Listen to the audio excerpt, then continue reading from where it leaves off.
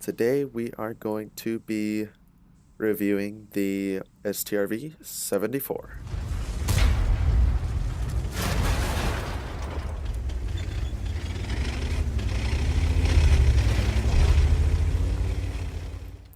Anyway, like the tier 5, it was quite a while since I have played this thing. Uh, Although I have to say this tank was pretty enjoyable, just like the last couple. This gun packs quite a punch for tier 6, even though it still only has the same amount of alpha as the previous tank. Uh, However, the penetration is pretty good, very useful. Of course, the APCR is even better since it actually does allow you to pen tier 8 vehicles, which you will usually run into quite often. Like its predecessor, this tank does come with 15 degrees of gun depression. It is fairly mobile, although less mobile than the previous tank, but its very thin and small uh, silhouette do help with, not getting hit. And although the specific power is less, it is still fairly mobile for what it is, basically. And of course, the hull armor is the exact same since it's the exact same hull. And the turret, although sometimes, very rarely, you may come up with some very rare bounces. Again, this turret is not very well armored, and you certainly don't want to be getting hit by artillery. Again, like the previous tank, this little beast has 4 crew members, and they fit quite well. Now, this tank did perform pretty well, and it was very enjoyable in my opinion. Well, what are we waiting for? Let's get into some gameplay. Of course, with this thing having 15 degrees of gun depression, I will be moving over to the east side of the map, or the 9-0 line, to, of course, use the hills for cover and to, be a ridgeline warrior, which this thing was basically built to be. Now, you can see right off the bat here that this tank, fully upgraded on flat ground, much like the previous tank, has a very decent mobility. Very decent, in fact. We are hitting 45, our top speed on flat ground, and going up hills, we are actually able to reach a 30 km/h speed. And we tried to snap a shot there against the AMX-ELC, and will we be... Yes, we miraculously hit the next shot. And of course we missed the next one. Poor use of auto aim in that case. And we try to lead our last shot. Although, as it turns out, we don't really need to, since the AMX-ELC is tracked right as we fire. And we take the kill anyway. So I take a shot at where I think the Cromwell could be. I don't know if I'm actually hitting them. We're probably... Oh! And, well, there is the downside to having only 4 crew members. Alright, so for our second battle, we again find ourselves on Erlenberg. This time in a tier 8 matchup. We are once again platooned up with our good buddy Rattler, who was, during the time, I don't know if he's gotten all the way up to tier 10 yet, grinding in his tier 6 Swedish tank destroyer. We, of course, if you can remember, quite a long time ago, during the test server, decided that we would both be going up these lines together, so as to keep the spark going for, our one to get to tier 10. Now, as you can see here, we are using the stock gun that comes in from the tier 5, which only has 115 millimeters of penetration. And as you can see, I load in a, well, actually, no. This is the secondary gun. Okay, my mistake. But the... Oh no, or is this the... Well, the point is, pen isn't very good. And your gold pen also isn't very good, but we shall see the ramifications of that hopefully in this battle, and we will probably be dipping down quite often into our premium rounds, or unicum shells as I like to call them. Skill rounds, of course. I don't know why I fired there, but I don't know. I think I might have accidentally pressed the fire button on my mouse, but as you can see, the bad armor on this thing was not able to protect us from the T20 or the IKV-90B. Now, we do take a couple shots, we do fire a couple shots at these guys, but of course, there is no chance that we're going to be able to pen the Emil 1, and the T20 we just miss downright. Now, this gun does have worse dispersion than the Top Gun, so as you can see, we are missing quite a few shots here. In fact, a lot of them are just zooming past the top of this IKV-90. We are going to, I guess, just be sitting here for quite a while, just trying to hit him if we can. Although the T20 shows himself, and we do take one shot of revenge against him. He was, oh, now that I notice, he was actually firing HE, which again proves my point that this armor is not the best. Now, we tried to shoot the T-32 as he ran past there. The poor dispersion against, again, rearing its head as we miss a very, what should have hit against the T-32. Now here we are using the excellent gun depression of that this tank has, although the penetration and poor dispersion again ruin our possible shot against the IS. Now, during this time, it is very important to keep in mind that those tier 7 and tier 8 tanks back there, if they get just a whiff of me, will be firing in my direction because, well, I'm a tier 6, and why would you shoot at other tanks that are the same tier as you? So, of course, I'm being very cautious right here, or at least I think I am, and am only poking out as far as I need to actually see. But of course, our amazing gun depression allows us to do so without much of a problem.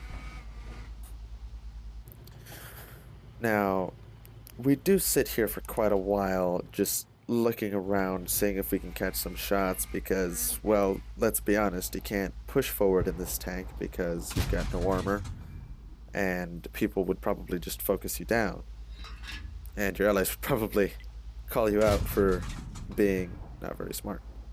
Of course, we do miss a shot against that VK-36 and don't quite manage to reload in time to shoot him again.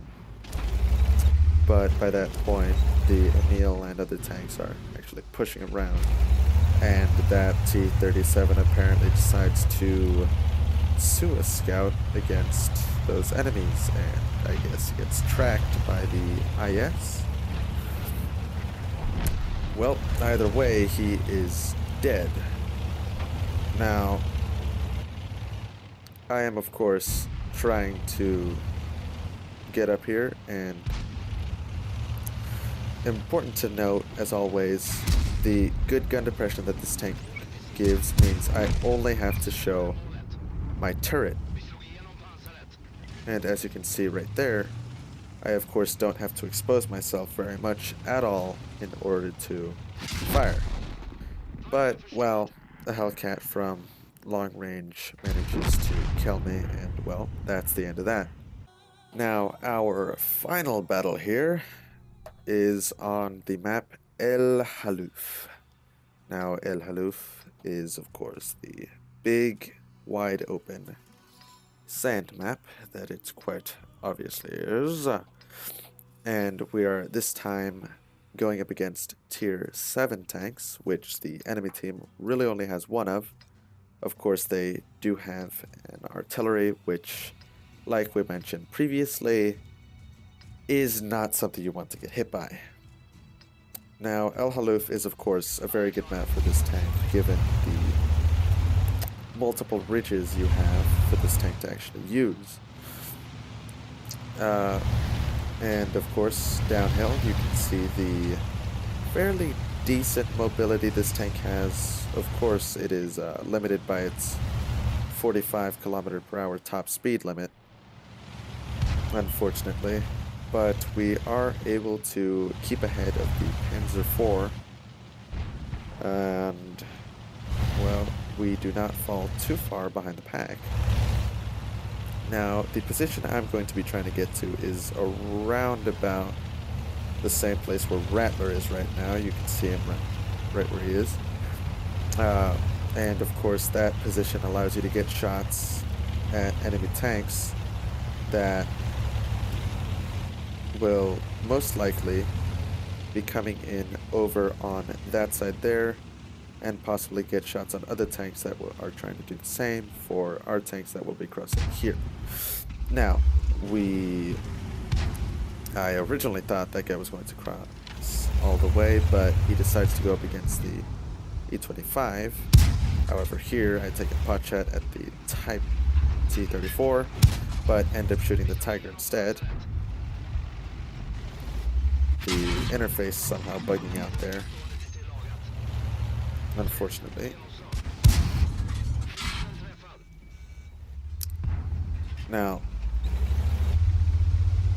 I do take a shot there from the Jackson, once again showing that you should not expose yourself too far, and even the Type T-34, which only has around about 115 millimeters of armor penetration, is still able to pen us. Now, luckily that VK3001P doesn't fire at us, but we at this point are just trying to get another shot, and Rattler, of course, goes straight ahead and we follow, although that Tiger has actually poked around quite far. Unfortunately, our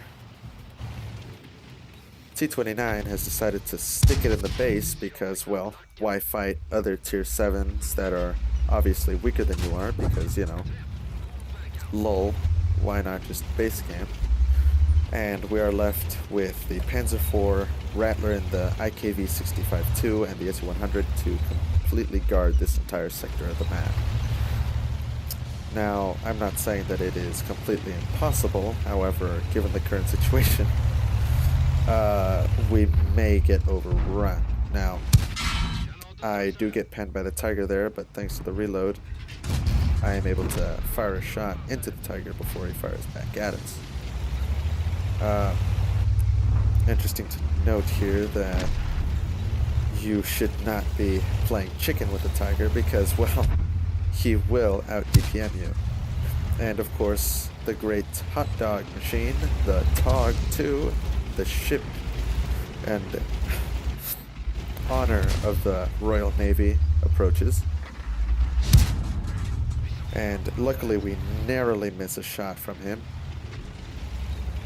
The gun depression, of course, is being used here to not show much of the tank, although this Firefly and the Arty seem to want a big piece of us.